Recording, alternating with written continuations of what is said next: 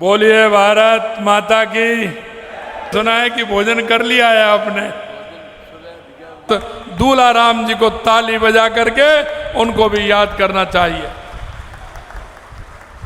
जनता के बीच में रहते हैं, जनता के बीच में जाते हैं। 8 करोड़ राजस्थान की जनता हमारी जनता है। 8 करोड़ राजस्थान के लिए बजट देने का काम हमारी सरकार ने किया है और समस्या सुन करके उनको समाधान की बात करता है। और आपने देखा होगा एक पेड़ मां के नाम, और राजस्थान की सरकार ने एक पेड़ मां के नाम के अभियान के लिए 7 करोड़ पेड़ लगाने का अभियान राजस्थान के लिए मां अमृता देवी ने और उनके साथ 365 लोगों ने अपने आप को हाथ उत्सर्गित कर दिया। ये राजस्थान की भूमि मां अमृता देवी की भूमि है। लोगों को उठाएं जोर से और बोले भारत माता की, भारत माता की। सर्वप्रथम में हमारे बीच में हमारे संत पूज्य गुरुदेव क्षमाराम जी महाराज,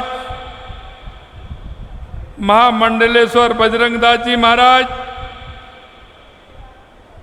महंत राजूदास जी महाराज, और जिनकी याद में बन रहा है ऐसे संत श्री दूल्हाराम जी, मंच पर विराजमान हमारे कला पर्यटन एवं संस्कृति मंत्री श्रीमान गजेंद्र जी खीवसर साहब,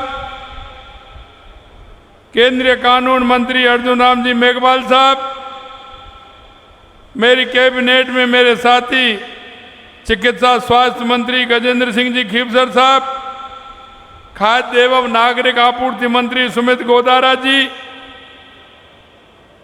क्षेत्रीय प्रचारक सम्मानीय निम्बाराम जी भाई साहब, यहाँ की विधायक सुशीला जी। सुना है कि भोजन कर लिया है आपने, सुना है कि भोजन कर लिया है आपने। भोजन 11 बजे चालू है और लोग सुबह 5 बजे निकल लोग आया। चलिए, लेकिन फिर भी मैं कह रहा हूं कि जयकारा ऐसा लग रहा है। जरा हाथों को उठाएं जोर से और बोले भारत माता की, भारत माता की। सर्वप्रथम में हमारे बीच में हमारे संत पूज्य गुरुदेव क्षमाराम जी महाराज, महामंडलेश्वर बजरंगदास जी महाराज, महंत राजूदास जी महाराज, और जिनकी याद में बन रहा है ऐसे संत श्री दूल्हाराम जी, मंच पर विराजमान हमारे कला पर्यटन एवं संस्कृति मंत्री श्रीमान गजेंद्र जी खीवसर साहब, केंद्रीय कानून मंत्री अर्जुन राम जी मेघवाल साहब, मेरी कैबिनेट में मेरे साथी चिकित्सा स्वास्थ्य मंत्री गजेंद्र सिंह जी खीवसर साहब, खाद्य एवं नागरिक आपूर्ति मंत्री सुमित गोदारा जी, क्षेत्रीय प्रचारक सम्मानीय निम्बाराम जी भाई साहब, यहाँ की विधायक सुशीला जी,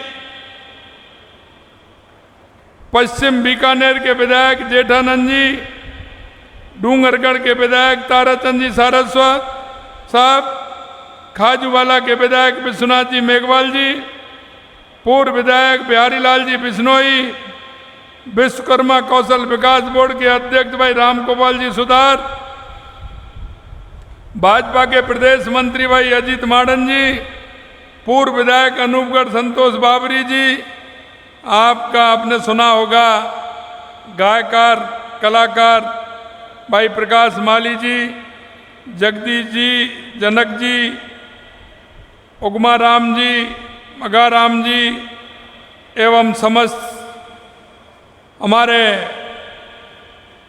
आए हुए सभी पूजा योग बुजुर्गों, नौजवान दोस्तों, सबसे पहले तो मैं भमर जी, नरसिंह जी और पूनम जी को मैं बहुत बहुत धन्यवाद और साधुवाद देना चाहता हूं कि उन्होंने अपने पिताजी की याद में एक ऐसा अच्छा काम किया जो समाज के हित में होगा, इस क्षेत्र को उसका फायदा मिलेगा। सम्मानित सभी को मैं कहना चाहता हूं कि संत दूलाराम राजकीय चिकित्सालय के लोकार्पण पर आप सभी का मैं हार्दिक स्वागत और अभिनंदन करता हूं। आप सभी लोग सुबह से आए हैं। आज मैं आना तो मेरे को यहाँ 4 बजे था, लेकिन लगातार मीटिंग के कारण मैं नहीं आ पाया, थोड़ा लेट हुआ। निश्चित रूप से उसके लिए मैं आप सभी से क्षमा चाहता हूं। मैं इतना कहना चाहता हूं, समाज के अंदर बहुत सारे लोग होते हैं, लेकिन हमको देखना पड़ेगा कि समाज के साथ चलने वाले, समाज का ध्यान रखने वाले, समाज के ऐसे कार्य करने वाले जो आगे आने वाली पीढ़ी को भी ध्यान रहे। मैं ऐसे भाई संत राम दुलरिया जी की पुण्य स्मृति में इस चिकित्सालय का निर्माण हुआ है। ये भवन मानव मात्र की सेवा के प्रति कृत संकल्प है। संत दुलाराम जी ने समाज सेवा को अपना जीवन मंत्र माना। गौ सेवा के माध्यम से उन्होंने पशु कल्याण का संदेश दिया, करुणा एवं परोपकार की भावना को जगाया। उनकी स्मृति में अस्पताल का निर्माण उनके आदर्श के प्रति सच्ची श्रद्धांजलि होगी। एक बार संत दूलाराम जी को ताली बजा करके उनको भी याद करना चाहिए। मैं उनके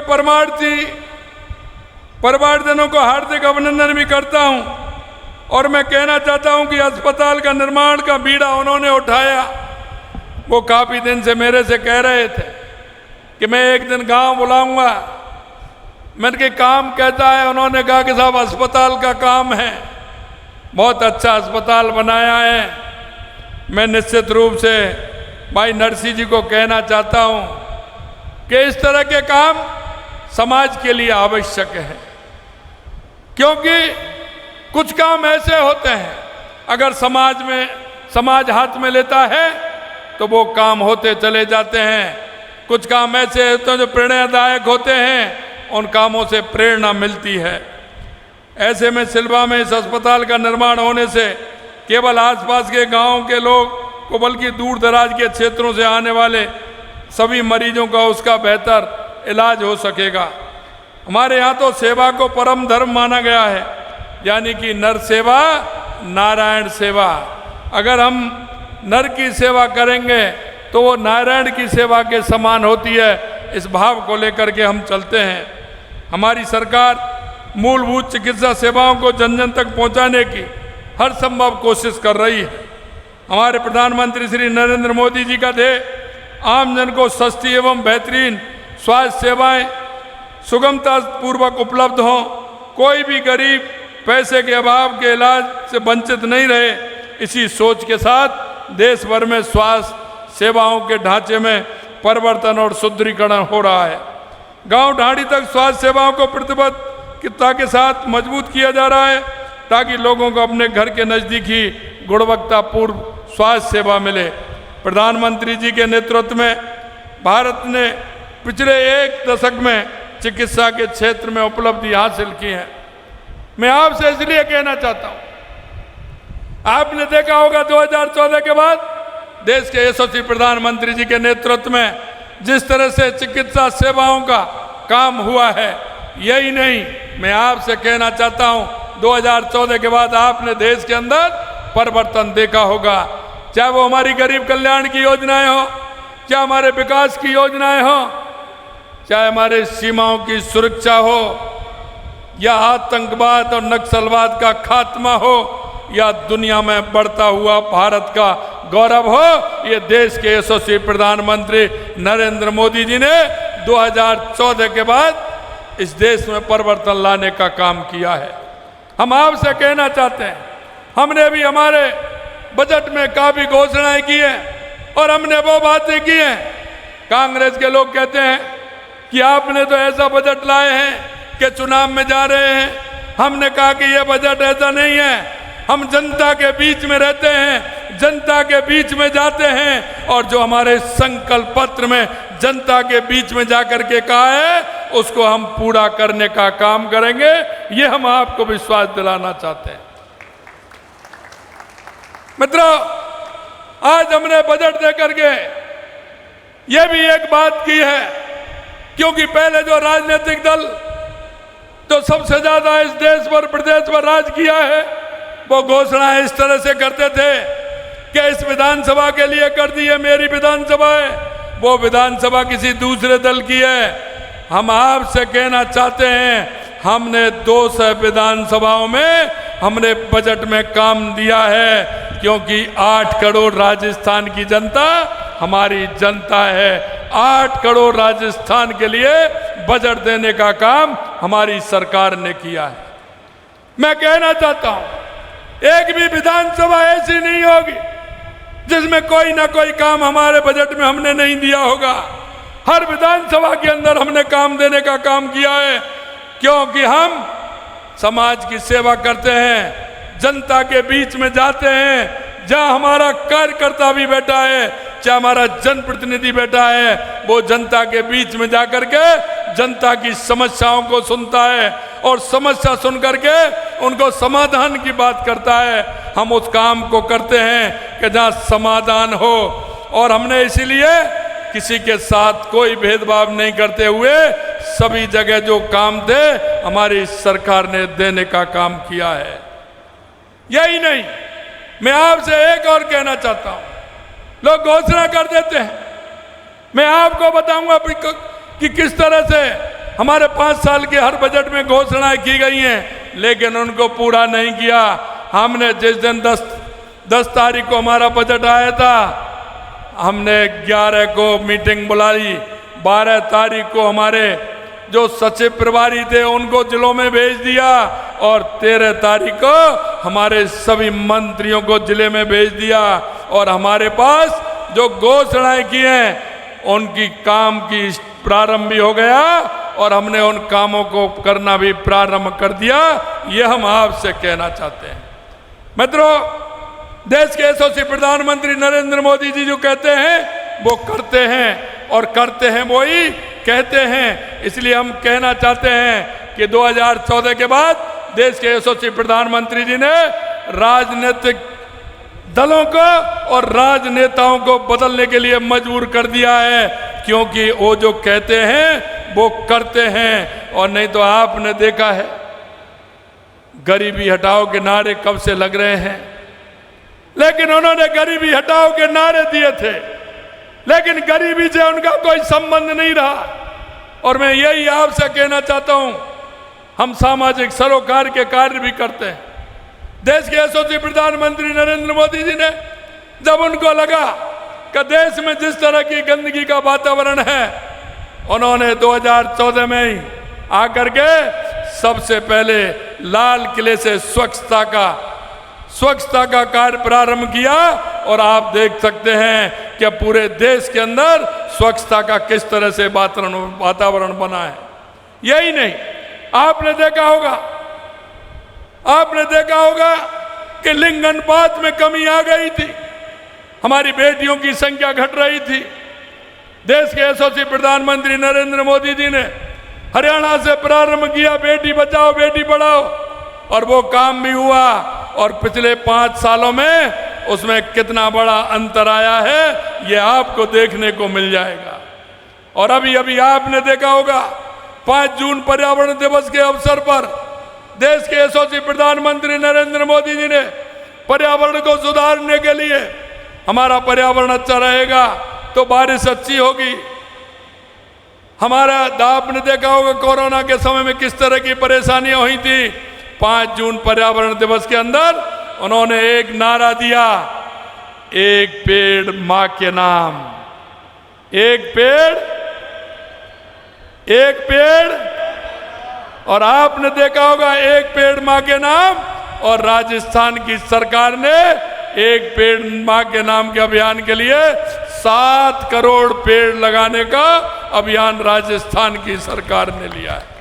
मैं आपसे इसलिए निवेदन करना चाहता हूं, हम भी एक इस प्रदेश के देश के नागरिक होने के नाते हम सभी का कर्तव्य भी बनता है, और कर्तव्य हमारा यह बनता है कि क्योंकि हम पहाड़ों को भी पूजते हैं, हम नदियों को भी पूजते हैं, हम वृक्षों को भी पूजते हैं, और राजस्थान तो वो धरती है जो वृक्षों के लिए मां अमृता देवी ने और उनके साथ 365 लोगों ने अपने आप को हाथ उत्सर्गित कर दिया।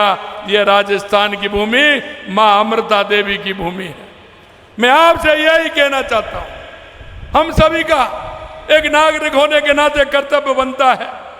हमारी केंद्र सरकार की योजनाएं, हमारी राज्य सरकार की योजनाएं हर गरीब के लिए, क्योंकि जो हमारी योजना है वो उस अंतिम पंक्ति में व्यक्ति जो बैठा है उसके लिए हमारी योजनाएं हैं।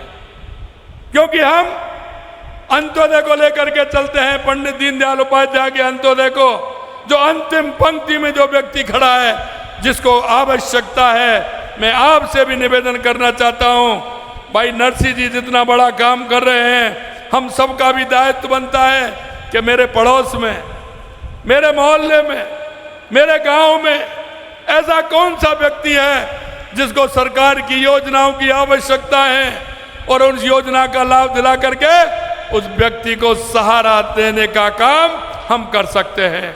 मैं आपके माध्यम से यही कहना चाहता हूं कि हम उन व्यक्तियों को आगे लाएं जिनको आवश्यकता है।